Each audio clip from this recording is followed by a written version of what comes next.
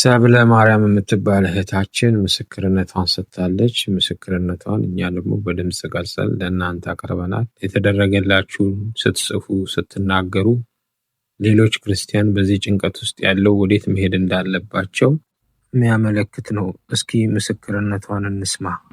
አሳሲያ የሚባል ህመም ይዞኝ ሰው ፊት እንኳን አያደርሰኝም። በጣም ነበር የምሸማቀቀው። ከሳምንት በፊት ብሶብኝ እንደ ውሃ እየወረደ ካፍንጫዬ ደግሞ ያቃጥለኛል።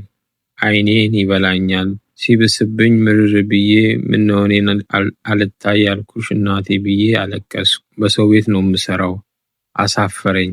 አሁን ሳላስበው ቆመልኝ። የኔ አዛኝ የኔ ሩሩ ለደጇ ታብቃኝ። የሚያስጨንቀኝንም ሁሉ ነፃ አውጥታ ለምስክርነት እንደምቆም አምናለሁ ብላለች። እግዚአብሔር አምላክ ይርዳሽ፣ ለምስክርነት ያብቃሽ።